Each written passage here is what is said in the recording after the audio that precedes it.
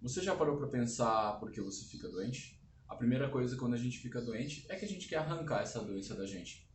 O nosso corpo, ele tem bilhões e bilhões de anos de evolução. E essa doença com certeza serve para alguma coisa. Se você quiser descobrir como olhar para essa doença de uma forma biológica, reconhecendo as causas físicas, emocionais e ambientais, segue a gente no adrianomiura.fisioterapia. Essa semana a gente vai abordar os princípios básicos que envolvem o processo de doença e de cura do nosso corpo.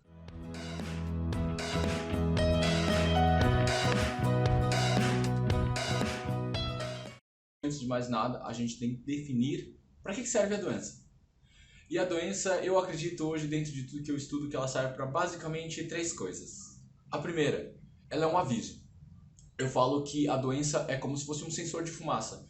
Ela mostra que o seu sistema ele não está funcionando bem e algo deve ser olhado com mais atenção, com mais cuidado. Então nada mais é do que um aviso de que algo não está funcionando bem. A segunda coisa é que a doença ela é uma forma de limpeza do seu corpo. Algumas linhas, como a terapia anti-homotóxica, que é uma linha de tratamento alemão, fala que a doença nada mais é que um mecanismo de limpeza. Sim, uma forma do seu organismo eliminar toxinas que foram acumuladas dentro do seu corpo. Então é uma coisa boa. E a terceira, e talvez a que mais traumatize as pessoas, é que a doença ela serve também para matar a gente. Não é toda doença que mata a gente, não é a doença a única forma da gente morrer, mas sim, a doença pode nos levar à morte. E isso é algo natural, eu já nem vou me aprofundar nisso, mas é natural morrer, certo? É a única certeza que a gente tem na vida. Então, essas são as três funções da doença. Agora eu vou explicar para vocês o que eu chamo de inteligência inata, ou essa inteligência de bilhões de anos de evolução. Bom, para falar sobre isso eu gosto de falar de dois conceitos. Filogênese e ontogênese. O processo de filogênese é o processo de evolução segundo a doutrina do transformismo. Basicamente Charles Darwin. Então que a gente foi de uma bactéria até evoluindo, passando por um peixe, um macaco, até chegar no ser humano. Essa é a linha da filogênese. Já a ontogênese, ela vai explicar a origem do desenvolvimento do corpo humano, desde o embrião, do óvulo fecundado, até ele se tornar um ser humano completo. Okay? Então são todas as fases que você vai passar dentro da barriga da sua mãe. Desde um óvulo até um ser humano completamente formado. E eu posso garantir para vocês, gente, o processo é o mesmo. Uma das coisas que mais me deixa espantado e eu posso dizer para vocês que eu não acredito, eu só acredito porque nós estamos aqui. Nós passamos cerca de 3,5 bilhões de anos de evolução em apenas 60 dias dentro da barriga da nossa mãe. Bom, eu vou mostrar para vocês terem uma ideia. Por exemplo, uma bactéria é um zigoto. Então, quando a gente se fecunda, a gente é só uma célula, exatamente como uma bactéria. E aí, essas células elas vão se proliferando e nós formamos um ser diblástico, que são duas camadas embrionárias, exatamente como uma anêmona. Então, sim, nesta vida você já foi uma bactéria e você já foi uma anêmona. Continuando, com cerca de 4 semanas, você tem um padrão já pré-formado, com olhos, boca, e você tem um rabo, exatamente como um peixe. Na 5ª semana de gestação, você tem mais ou menos esse formato e é um formato muito parecido com o de um porquinho. E, pasmem, em 60 dias, mais especificamente em 56 dias, você já tem a forma completa de um humano. Com pernas, braços e uma cabeça. E dedos, inclusive.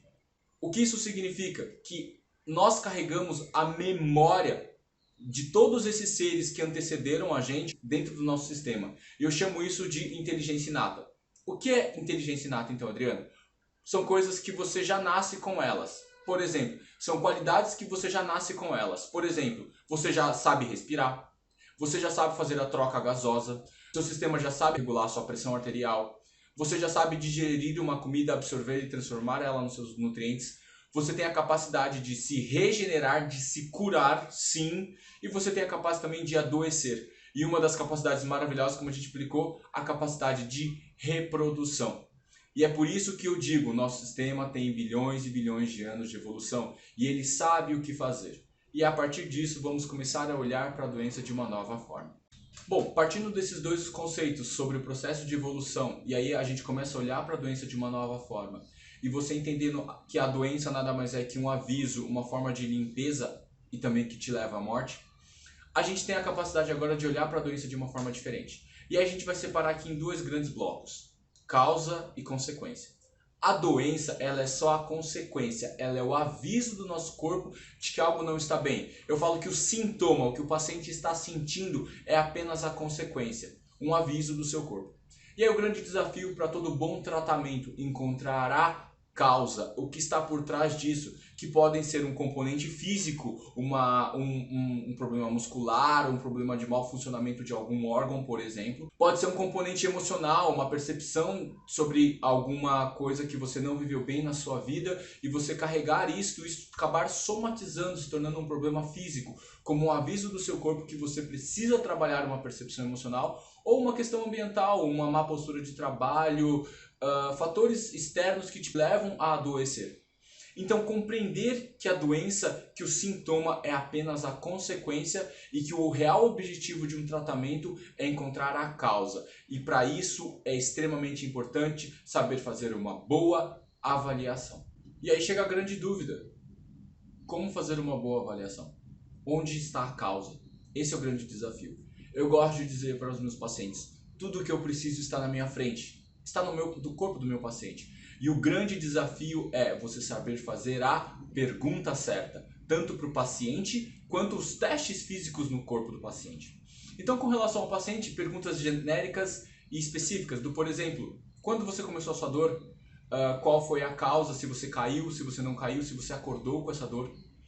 Perguntar para o paciente qual é a característica dessa dor, se é uma dor que queima, se é uma dor que irradia, se é uma dor enfacada, quais movimentos que ele faz que geram essa dor é muito importante. Com relação à parte física, fazer testes físicos globais, testar o paciente literalmente da cabeça aos pés, independente de onde esteja o sintoma.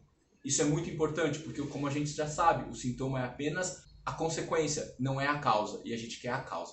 E por mais que você pode ter uma dor no seu ombro, a causa pode estar no seu pé. Isso é muito importante. E aí, obviamente, dentro disso, fazer avaliações específicas dentro de cada estrutura, e aí você testar a amplitude de movimento, quais movimentos que geram a dor de fato, como referência para você ter uma ideia daquilo que pode ser. Quando as pessoas me perguntam: Adriano, o que eu posso fazer para tratar isso ou tratar aquilo? E a minha resposta é: eu não sei. Eu só vou saber fazendo uma boa avaliação. E é por isso que é essencial uma boa avaliação. O nosso trabalho, eu gosto de dizer para os meus pacientes, é 80% avaliação e 20% tratamento. E eu falo, quanto menos a gente tratar, mais resultados a gente vai ter, porque menos é mais. E quanto mais específico for o estímulo e dar exatamente as necessidades que o corpo precisa, para os ajustes que o corpo vai fazer, é tudo que o sistema precisa para ele se recuperar, para ele se autocurar. E eu gosto de dizer isso. Eu sei que eu não curo ninguém. Eu apenas otimizo um sistema a ele se reorganizar, a ele se reestruturar, a ele se autocurar. Com relação ao tratamento da parte física, uma das coisas que eu acho muito importante, como eu já frisei, é a avaliação. Mas qual é o princípio que a gente embasa para fazer uma boa avaliação?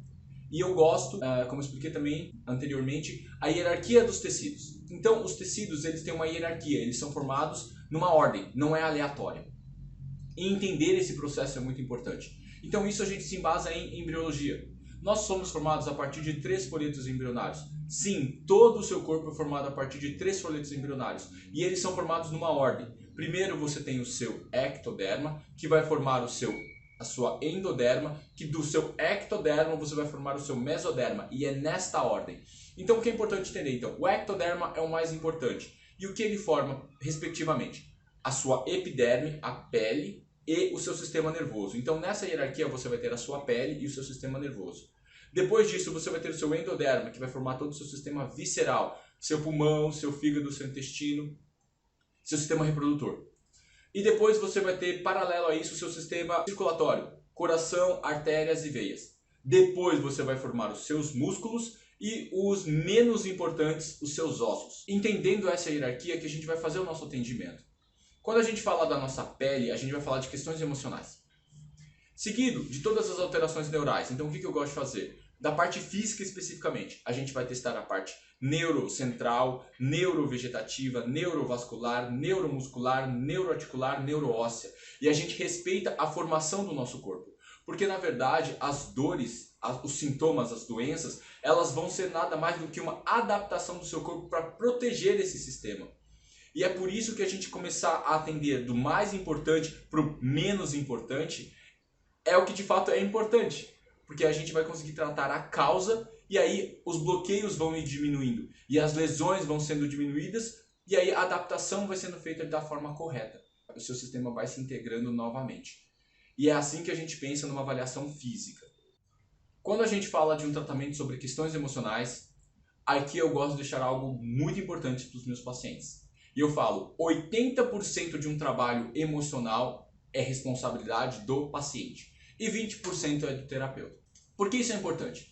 Quando eu vou trabalhar uma questão emocional, eu gosto de deixar isso muito claro para os meus pacientes. O meu paciente precisa me dar 3 coisas. Quais são elas? Sentido, permissão e engajamento. O que é o sentido? E a resposta é muito simples. Ele vir com um propósito.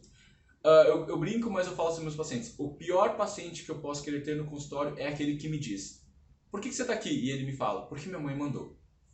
Esse paciente não tem sentido algum ele estar ali. Então ele não quer nada. Então não adianta.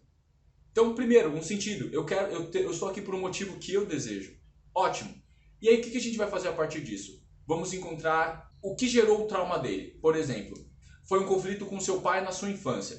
Então a gente levanta esse questionamento a partir de todo um histórico que a gente colhe e a gente vai falar, ok, e a gente pergunta, sentido, permissão.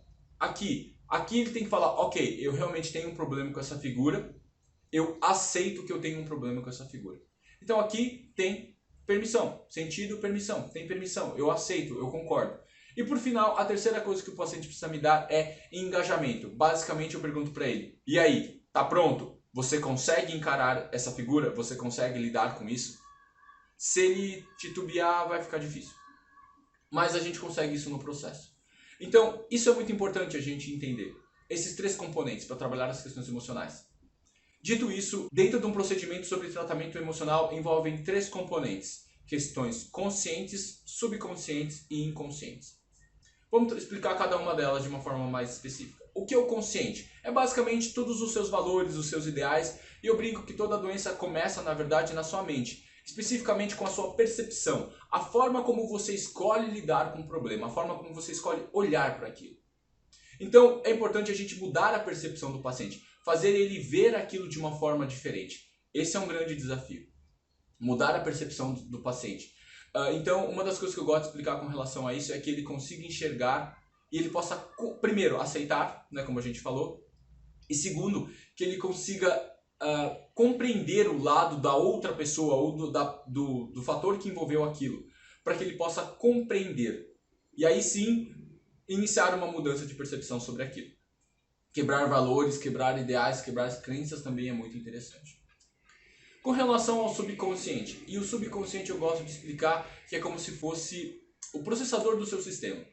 E ele vai pegar todas as memórias que você carregou, tanto suas quanto dos seus antepassados que estão lá no seu DNA, e ele vai transmitir isso como um padrão de comportamento. Então o seu subconsciente ele vai buscar todas as memórias e ele vai falar para o seu consciente fazer. E aqui eu brinco com meus pacientes, mas é assim, ó. Quando o seu consciente acha que decidiu alguma coisa, o seu subconsciente já decidiu aquilo faz muito tempo. Então, mudar esse padrão de pensamento, esse padrão de circuitos, esse padrão de comportamento, esses circuitos dentro do seu sistema. E aí é trabalhar sobre o subconsciente. E o inconsciente é toda a memória que está dentro do seu corpo. Não só consciente, mas que está fora da sua consciência. E aí é por isso a pele. E aí a memória inconsciente ela fica gravada literalmente na sua pele. A memória, a emoção está à flor da pele. E aí compreender isso e apresentar essas memórias emocionais gravadas na sua pele para o seu sistema para que ele possa fazer os ajustes. Aqui a gente fala das cicatrizes emocionais que estão literalmente à flor da pele. Okay? Se na avaliação a gente consegue observar que existe um padrão ambiental muito forte correlacionado à dor do paciente, um exemplo muito bom. Eu mudei a minha cama, eu mudei meu travesseiro e eu comecei a sentir a dor. Mudei de cadeira, eu troquei de trabalho e eu comecei a sentir dor. Então quando o paciente traz esses padrões, você consegue ver que tem algo já relacionado a tudo isso. E aí no nosso caso é orientar coisas básicas, como a gente fez nos posts passados, sobre a altura da cadeira, sobre densidade do colchão, sobre densidade do travesseiro e ajustar, fazer um processo de ergonomia dentro do ambiente onde o paciente fica para ele poder fazer os ajustes necessários para que ele não precise sobrecarregar o sistema dele. Outra coisa que a gente fala que é muito importante e a gente classifica ela como ambiental é a nossa alimentação. E aí a gente retirar algumas coisas que inflamam o nosso sistema é muito importante, como derivados de leite, glúten, evitar produtos industrializados, fazer ingesta de alimentos naturais é muito legal. A gente indica bastante também os probióticos. Fazer, por exemplo, jejum intermitente de mais de 12 horas também é muito interessante. Beber água regularmente e entre outras coisas mais. Mas a gente coloca a parte alimentar dentro da parte ambiental e é um dos fatores muito importantes. Quando eu digo que você é aquilo que você come, é verdade. E quando a gente falou da doença, sobre uma das formas da doença ser uma limpeza do nosso corpo, muitas das nossas intoxicações, elas vêm da nossa alimentação. E é por isso que fazer dietas de limpeza, detox, é interessante sim para a sua saúde geral, como um todo, para não sobrecarregar o seu sistema.